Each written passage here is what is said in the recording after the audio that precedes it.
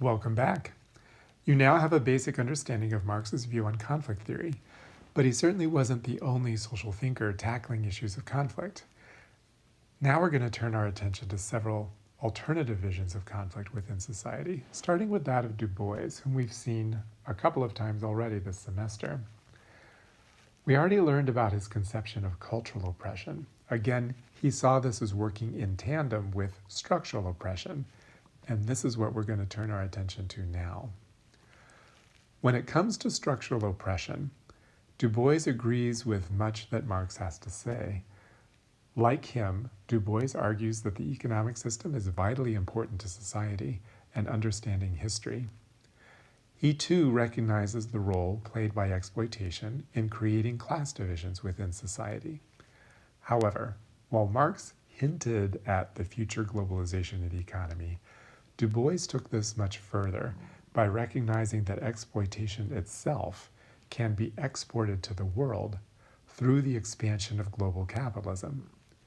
Moreover, he identified the racial nature of this exploitation. He recognized that capitalism is inherently expansive. It used to be limited within a few national borders, but it is now spread to a worldwide economic system, and this is what allows for the exportation of exploitation. If it costs less for companies to make products in China than in the US, for example, corporations will simply move the exploitative relationship there in order to further increase their profits. So capitalism has become a global economic system in which core nations exploit periphery or marginalized nations.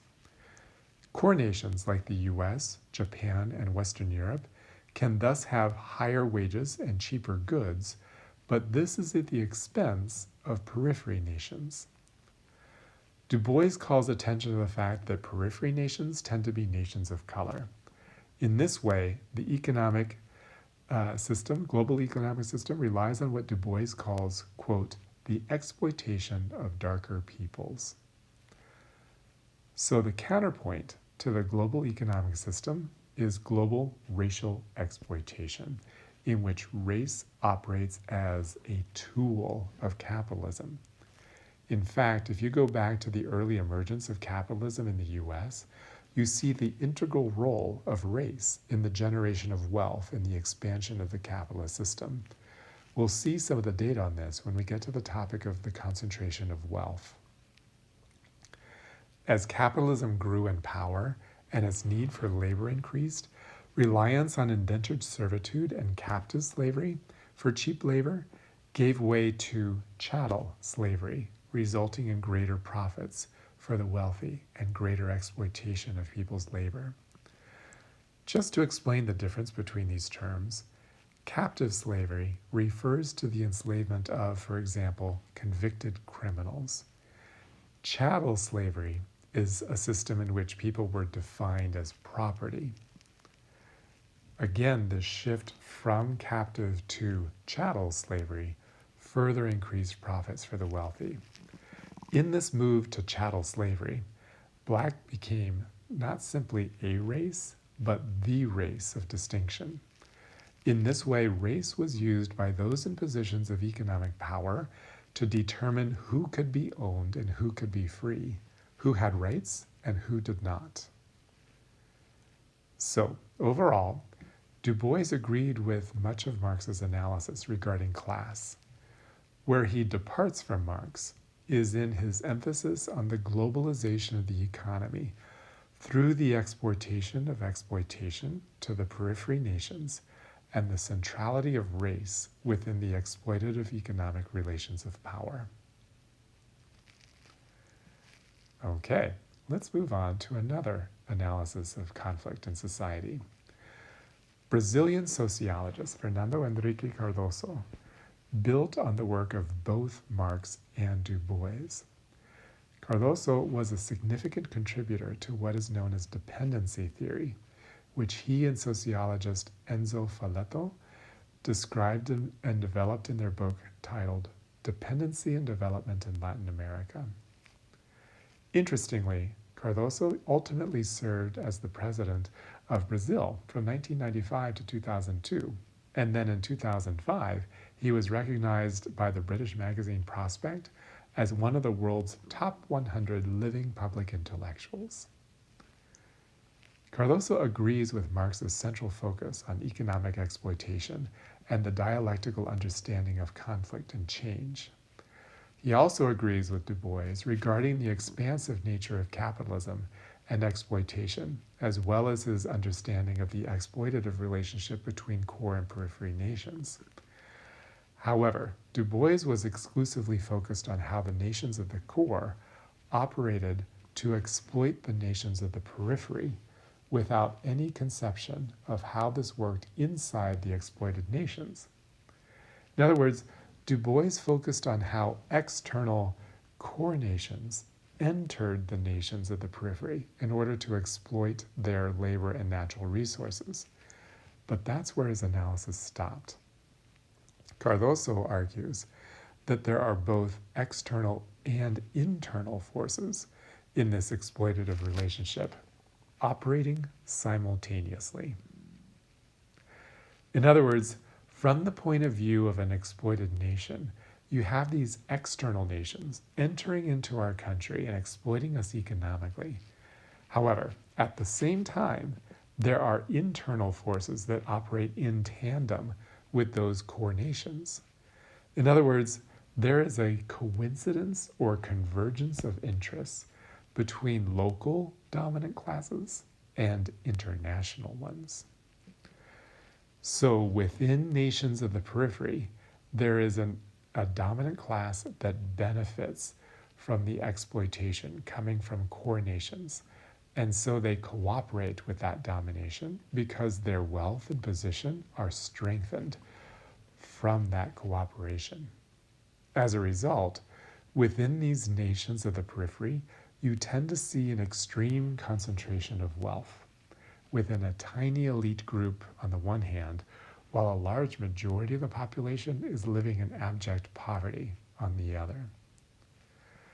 So the exploitation of periphery nations by core nations occurs with the cooperation of a tiny elite group within those periphery nations.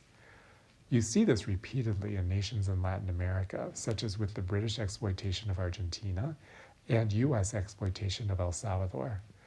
But you also see it happening in countries of the East, like India and China. So overall, you can see how Du Bois built upon and expanded the work of Marx, and then Cardoso built upon and expanded the work of Du Bois. Now let's look at one more perspective on conflict theory. We've seen Wells, Barnett, and Cooper multiple times this semester. They offer a very different vision of conflict, one that emphasizes domination. You'll remember that these two women were activists, writers, and social thinkers who lived in the US, and their lives overlapped with that of Marx. Recall that for Marx, class was the central variable determining social inequality, and as such, it was the root cause of all conflict. For Wells, Barnett, and Cooper, class was definitely relevant, but they recognized a combination of additional variables that produced conflict. So for them, conflict is all about a contrast between what they termed domination and equilibrium. Let's start with domination, taking a closer look at their contributions to the sociological perspective on conflict. Remember that Marx was a strict materialist, meaning that material conditions are the foundation of society and are central to conflict. Wells, Barnett, and Cooper recognize the relevance of material conditions, but they also recognize that the world of ideas and beliefs could shape the material conditions of society. In other words, they were both materialists and idealists. So they didn't see class and labor relations as the exclusive source of social inequality. Instead, it's the unequal arrangements of race, color, and remember they separate the two, gender, class, and geopolitical location that together shape social stratification. This means that there's a difference between class practices of exploitation on the one hand and the color, racial, gender, and geopolitical practices of inequality and exploitation on the other. This also means that inequality and exploitation can be present between people of the same class, or the same race, or the same gender, and so on. In other words, intersectionality is central to their understanding of domination. Another difference between Wells, Barnett, Cooper, and Marx is that they didn't see conflict as being resolved by a classist society. For them, difference and opposition are permanent facts of social life. The challenge for society is to find equitable ways to manage conflict. So, this brings us to their vision of an alternative to domination, which would be a just society existing in a state of equilibrium.